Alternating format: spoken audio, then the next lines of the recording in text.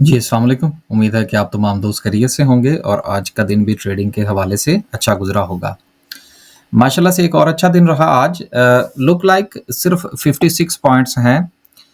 देखने में ऐसा लग रहा है जैसे मार्केट में कोई काम नहीं हो रहा, हालात बड़े ख़राब हैं और अगर सिर्फ़ इस एक दिन का अगर हम ये ग्राफ़ देखें, तो हमें मार्केट जो है वो साइडवेज़ होती हुई नज़र आ रही है कि एक हद से ज़्यादा ना ऊपर जा रही है और ना ही नीचे और कोई ब्रेकआउट जो है वो हमें देखने को नहीं मिल रहा। तो साइडवेज़ जो है ये अपनी अपनी राय होती है, चाहे साइडवेज़ हो या इंडेक्स साइडवेज़ हो। अ, बहुत सारे दोस्तों का ये कहना है कि जिस वक़्त शेयर या इंडेक्स जो है वो साइडवेज़ हो और जब तक वो कोई रुख इख्तियार ना करे ट्रेड नहीं लेनी चाहिए।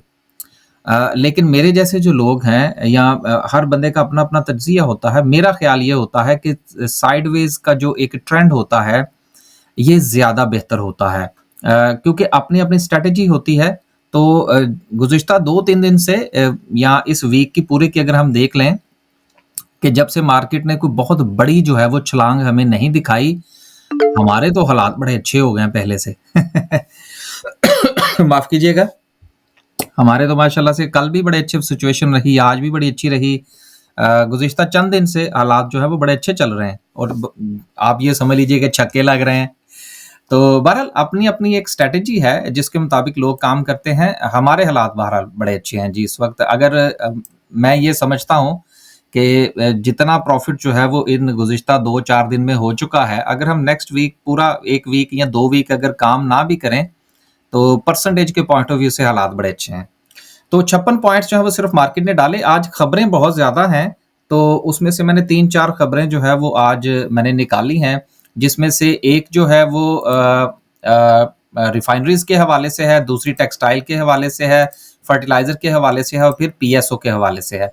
तो इन सब खबरों को इंशाल्लाह हम डिस्कस करने की कोशिश करेंगे। हो सकता है वीडियो थोड़ी लंबी हो जाए। 56 पॉइंट्स आज मार्केट ने डाले।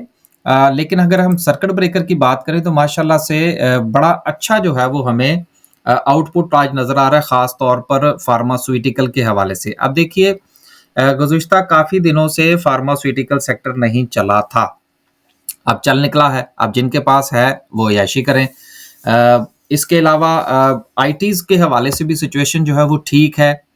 ओवरऑल मार्केट का जो एक सेंटीमेंट है, माँ सवाए जो लार्ज कैप कंपनीज़ हैं, सेंटीमेंट पॉज़िटिव है। यही वजह है कि हमें मार्केट में पॉइंट्स तो पड़ते हुए नज़र नहीं आ रहे, लेकिन अपर कैप्स की सिचुएशन देखें तो वो बहुत अच्छी है। तो लिहाज़ा मार्केट में जो जिन शेयर जिनको कहा जाता है ना भारी भरकम शेयर्स, चूँकि वो नहीं चल रहे, तो इसलिए परेशान होने की कोई ज़रूरत नहीं है। सिचुएशन मार्केट की बिल्कुल ठीक है, हालात अच्छे हैं। अब देखिए ना कि माशाल्लाह से आज जो है वो 20 कंपनियाँ अपर कैप हैं। अब 20 अपर कैप में हैं, इंडेक्स में आपको सिर्फ़ 56 पॉइंट्स मिल रहे हैं। मार्केट में हलचल अपनी जगह पर मौजूद है। लोअर कैप की बात करें तो सिर्फ़ 4 कंपनियाँ हैं, लेकिन 4 में से कोई भी को काबिल ज़िक्र कंपनी नहीं है, जिसकी बिना पर हम ये कहें कि सिचुएशन जो है वो थोड़ी-सी बदल सकती है। आज मार्केट जो थी वो ओवरऑल पॉज़िटिव परफ़ॉर्मेंस जो थी वो मार्केट की देखने को मिली। आगे चलते हैं और अगर हम इस पहिए का जायज़ा लें, इस गोल दायरे को देखें, तो देखने में ऐसे लगता है कि यार नहीं देखें कमर्शियल बैंक्स भी जो हैं वो भी नीचे हैं, फर्टिलाइज़र का पूरा-पूरा सेक्टर नीचे है। पावर जनरेशन में भी कुछ ख़ास जो है वो हमें देखने को नहीं मिला, लेकिन ओवरऑल आप देखें तो ये छोटे-छोटे से जो सेक्टर्स हैं, जो कम पॉइंट्स कंट्रीब्यूट करते हैं, उनमें आज सिचुएशन बड़ी ज़बरदस्त थी। मसलन टेक्सटाइल सेक्टर के कुछ शेयर्स ने आज बड़ा अच्छा परफ़ॉर्म किया, उनमें बड़े अच्छे वॉल्यूम्स लगे। तो सिचुएशन जो है वो ओवरऑल ठीक है। आपने सिर्फ़ ये देखना होता है जिस तरह के मैं अक्सर वो जो है वो अपनी वीडियो में कहता हूँ कि यार जो शेयर चल निकले, अब मिसाल के तौर पर अब फार्मास्यूटिकल सेक्टर जो है वो बड़ा अच्छा परफ़ॉर्म कर रहा है। अब लोग इसमें कूदेंगे, जबकि हमारी तरफ से फार्मास्यूटिकल में ना हो गई है। हमने सर्ल के अंदर पोज़ीशन लेने की कोशिश की थी।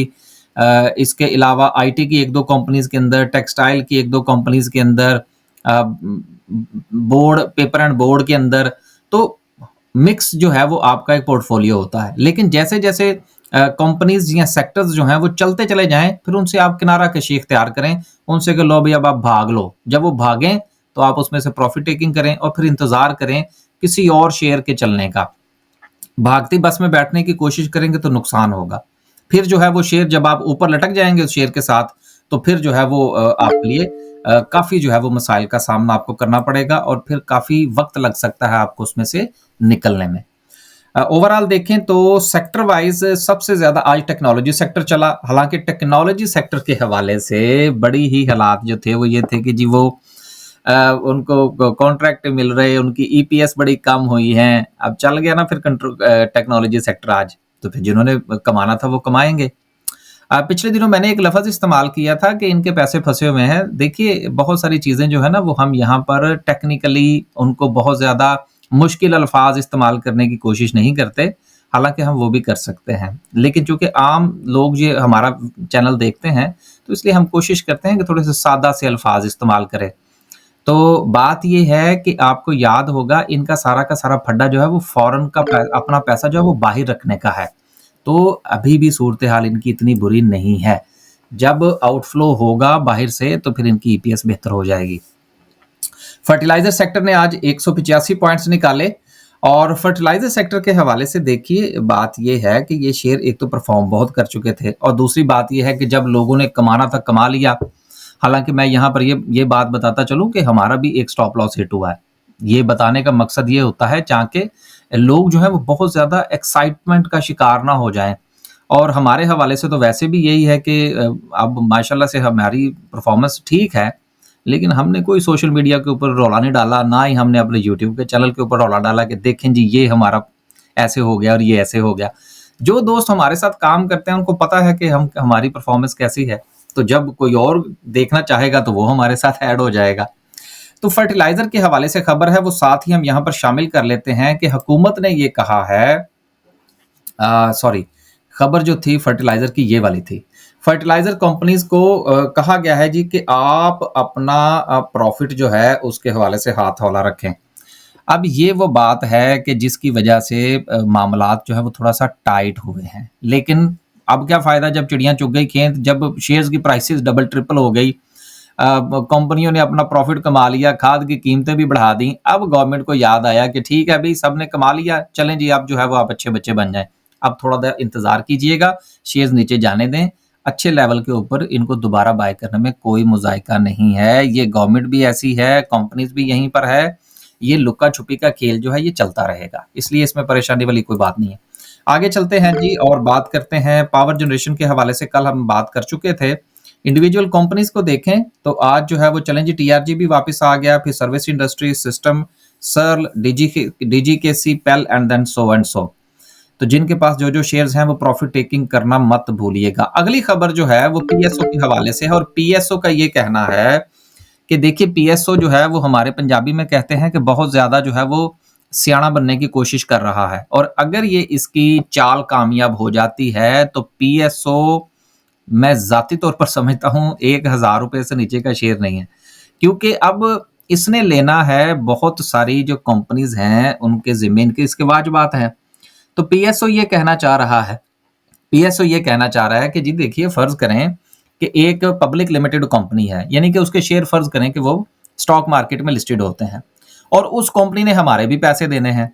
अब अगर उस कंपनी को आप प्राइवेटाइज़ करना चाहते हैं, तो हम उसके शेयर खरीद लेते हैं और जो हमारा कर्ज़ा होगा, जो उस कंपनी ने देना है, वो आप उसमें एडजस्ट कर लें।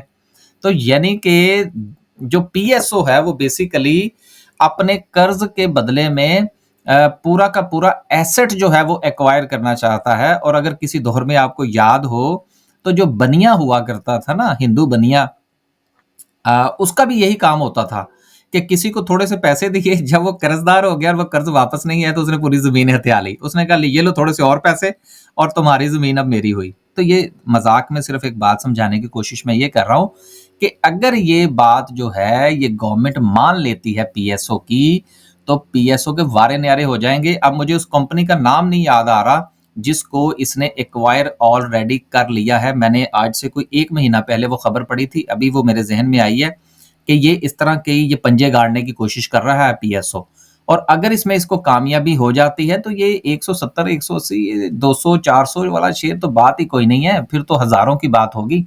बहुत बड़ा जायंट बन जाएगा ये। तो इस चीज़ को आप ज़रूर ज़हन में रखिएगा, अगर कोई जो है वो आपके हाथ को कबूतर आता है, तो इस खबर को देखिएगा कि पीएसओ जो है वो कहाँ-कहाँ जाने के चक्कर में है। यहाँ तक कि पीआईए में भी अभी ये इंटरेस्टेड है कि पीआईए ने भी हमारे पैसे देने हैं। तो अगर हम उसकी बिड लगाते हैं, तो हमारा जो कर्जा है वो आप उसमें एडजस्ट कर लीजिएगा। तो इसके ऊपर नज़र रखिएगा। अच्छा शेयर है और जॉइंट बन सकता है। फर्टिलाइजर की बात हो गई। अगली खबर जो है वो टेक्सटाइल की है कि टेक्सटाइल का जो प्रॉफिट है वो 64% गिर गया। देखिए बात ये है ईयर ऑन ईयर की बुनियाद पर, बाकी तफसील आप नीचे देख लीजिएगा।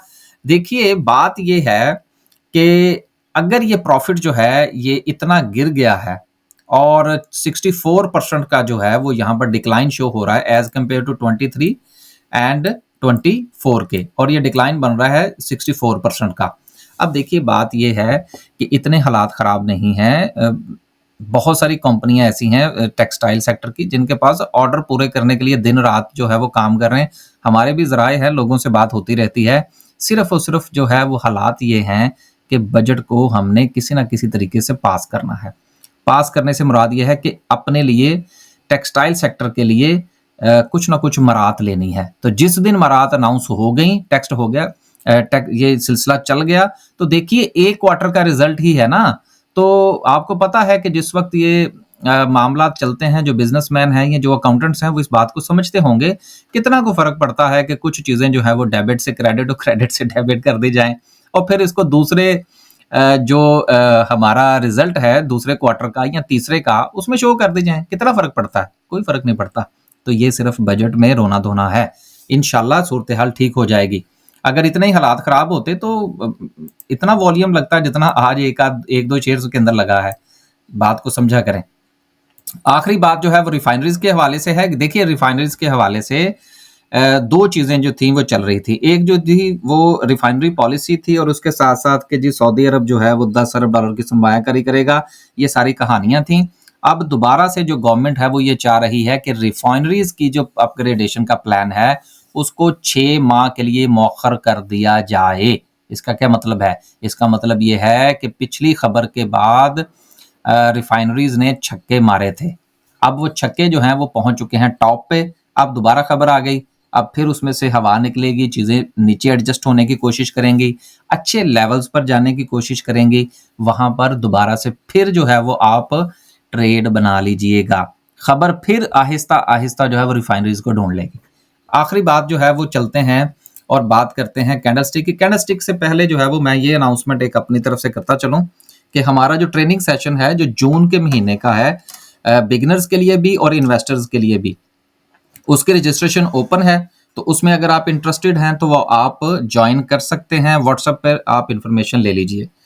दूसरी बात यह है कि आप किसी भी ग्रुप का हिस्सा हैं, अगर आप पैसे दे के आप उनसे सिग्नल्स लेते हैं, मिसाल के तौर पर मेरे ग्रुप में आप काम करते हैं, तो सर जब तक आपको स्टॉक मार्केट की बेसिक्स का नहीं ना पता, आप हमारी जितनी चाहे कीमती टिप हो आप उससे कोई फायदा नहीं उठा सकते। सिंपल सी बात है।